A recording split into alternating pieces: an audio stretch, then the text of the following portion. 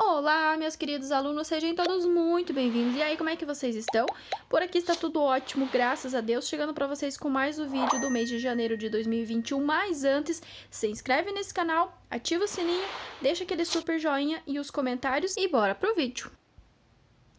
A placa que avisa o condutor de veículo da existência potencial de perigo, indicando sua natureza, é a advertência. Notem que ele quer apenas que vocês contem para ele a qual grupo pertence essa placa. Então, as placas de advertência, que são todas as placas amarelas, elas vão indicar situações potencialmente perigosas, indicando a sua natureza. Então, a placa que avisa o condutor de veículo da existência potencial de perigo, indicando a sua natureza, é a de advertência. Aí eu já aproveitei colocar para vocês ali alguns exemplos. Então, as placas de advertência são todas as placas amarelas, que vão indicar situações potencialmente perigosas, indicando a sua natureza. As placas de regulamentação vão ser sempre as placas vermelhas. As placas vermelhas, ou seja, as placas de regulamentação, elas têm a finalidade de informar sobre condições, proibições, obrigações e restrições no uso das vias. Então, vocês têm que tomar muito cuidado para respeitar as placas vermelhas, porque elas podem gerar multas, podem gerar infrações. Aí vocês vão ter também as placas educativas, que são todas as placas que têm fundo branco e as inscrições em preto. As placas educativas, como o próprio nome já diz, elas têm a função de educar o comportamento dos usuários, apenas alertar, por exemplo, use cinto de segurança, motociclista use sempre capacete, não feche o cruzamento.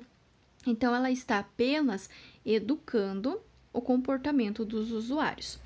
E aí, nós vamos ter as placas de indicação. As placas de indicação são as placas verdes, azuis e também as brancas, tá? As placas educativas, elas fazem parte da sinalização de indicação. Aí, vocês vão ter também na indicação as placas verdes e as placas azuis. Elas têm por finalidade de identificar as vias e locais de interesse, bem como percursos, destinos, distâncias, serviços auxiliares e, como eu já citei, também tem a função educativa. A sinalização de indicação possui caráter informativo ou educativo, que vão ser nessas três cores: azul, verde e branco. A placa especial ilustrada a seguir é uma placa de advertência. Como nós vimos no slide anterior, todas as placas que têm fundo amarelo e as inscrições em preto vão ser placas de advertência. Fundo amarelo, letras e símbolos em preto. Placa de advertência são situações futuras, são situações que ainda vão acontecer. As placas de advertência têm por finalidade alertar aos usuários das vias para condições potencialmente perigosas, indicando a sua natureza. Aí nós vamos ter as placas de regulamentação, que são todas as placas vermelhas. Lembrando que as placas vermelhas têm a finalidade de informar os usuários das condições, proibições, obrigações e restrições no uso das vias. Notem que as placas de regulamentação, elas são imperativas, ou seja, elas são obrigatórias, você tem que respeitar sim. E óbvio que o seu desrespeito, infelizmente, vai gerar infração e vai gerar multa para vocês, tá? E lembrando e reforçando ainda que vocês vão ter as placas de indicação. As placas de indicação, como eu já citei, têm a finalidade de identificar vias, locais de interesse, percursos, destinos, distâncias, serviços auxiliares quando forem nas cores verde e azul, ou então a função educativa quando forem na cor branca. Lembrem que ela é apenas informativa e educativa, ok? São componentes básicos que compõem o sistema que controla o aquecimento do motor: radiador, bomba de água, depósito de expansão do radiador.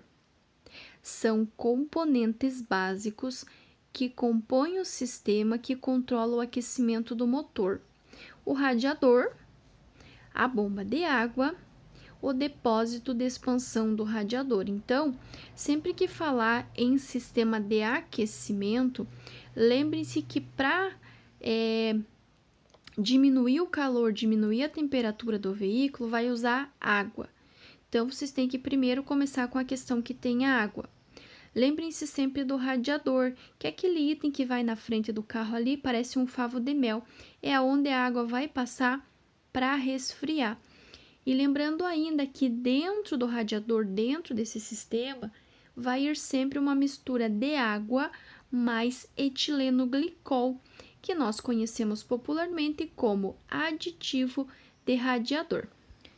Nas grandes cidades, verifica-se que nos meses mais frios do ano acumulam-se mais poluentes no ar, porque a sua dispersão é dificultada pela inversão térmica. Vou repetir lá. Nas grandes cidades, verifica-se que nos meses mais frios do ano acumulam-se mais poluentes no ar, porque a sua dispersão é dificultada pela inversão térmica. É importante que todo cidadão tenha algum treinamento de noções de primeiros socorros. Por quê? Lembrem-se sempre que os primeiros socorros, o treinamento, a noção de primeiros socorros é um atendimento inicial, imediato e temporário. É a coisa mais básica que vocês vão fazer, tá? É muito importante vocês lembrar que vocês não vão utilizar técnicas, seja elas simples ou complexas, uma vez que vocês não têm curso específico na área, certo? Então, o treinamento de noções de primeiro socorro serve para quê? Para melhorar a chance de sobrevida de uma vítima ou evitar graves sequelas. São aqueles cuidados iniciais, imediatos e temporários. Então, é importante que todo cidadão tenha algum treinamento de noções de primeiros socorros, porque melhora a chance de sobrevida de uma vítima ou evita graves sequelas. É muito importante vocês saberem o que não fazer num atendimento. Vocês jamais vão movimentar a vítima, a não ser que não movimentar apresente mais risco do que movimentar. Por exemplo, o carro em si começou a pegar fogo. É óbvio que se você não tirar a vítima, as sequelas vão ser maiores. Com relação aos motociclistas, não retirem capacetes, não movimentem as vítimas, porque isso pode agravar, tá? Ferimentos na coluna, pode romper a medula e essa pessoa pode ter paralisia dos membros. Essa é uma questão que cai com bastante frequência. Por isso que vocês não vão movimentar as vítimas e vocês não vão retirar capacete de motociclistas, porque pode romper a medula e pode ter a paralisia dos membros, seja paraplégico, que é da cintura para baixo, ou tetraplégico, que é do pescoço para baixo. Muito importante também, não dar nada para a vítima beber, nem comer, e nem usar nenhum tipo de medicação, seja caseiro, de farmácia ou manipulado. Nenhuma medicação, nada para a vítima comer, nem nada para a vítima beber. Se precisar tratar algum ferimento, vocês vão usar gaze e pano limpo, ou água ou soro fisiológico. Apenas esses 4 itens: gaze ou pano limpo, água ou soro fisiológico. Fora isso, nada além. Deixar de remover o veículo em acidentes sem vítimas para não atrapalhar o trânsito é considerado uma infração média com multa. Vou repetir. deixar de remover o veículo em um acidente sem vítimas. Notem que ele está falando que não tem vítima. Se tiver vítima, não pode remover o veículo, tá? Para não atrapalhar o trânsito, é considerado uma infração. Infração média e vai ser punido com multa. Para reduzir os riscos de ofuscamento. Primeiro, lembrando que ofuscamento e penumbra são condições adversas de luz ou de iluminação. O ofuscamento é o excesso de luz. Quando, por exemplo, vem um carro no sentido contrário com o farol alto, de manhã quando o sol está nascendo ou no final do dia quando o sol está se pondo, acontece muito o fenômeno de ofuscamento. E a penumbra é a falta de luz, é a transição entre o dia e a noite. Acontece em duas situações também. Quando está clareando o dia, quando está amanhecendo, ou então no final do dia, quando está anoitecendo. Então, nessas duas situações, vai ter a falta de luz, que vai deixar tudo meio cinza e vai dificultar a visibilidade. Nesse caso, ele está falando do ofuscamento, ou seja, do excesso de luz causado pela luz do sol. Então, nesse caso, o condutor do veículo deve. Nessa situação aqui, poderão existir para vocês até 3 respostas diferentes nesta mesma questão. Vai depender muito, a pergunta vai estar a mesma, mas vai depender muito de como vão estar as respostas. Pode ser que esteja utilizar o quebra-sol, ou seja, a pala de proteção interna, poderia estar utilizar óculos protetores, ou ainda pode cair 3 respostas corretas e no final todas as alternativas estão corretas, que é o que está caindo com maior frequência. Então, se cair essa pergunta, para reduzir os riscos de ofuscamento, ou seja, do excesso de luz, nesse caso causado pela luz do sol, o condutor do veículo deve. O que está caindo mais é 3 perguntas certas e a última na quarta dizendo todas as alternativas acima estão certas. Ou utilizar o quebra-sol, pala de proteção interna ou utilizar óculos protetores, que é o óculos de sol que a gente usa aí no dia a dia.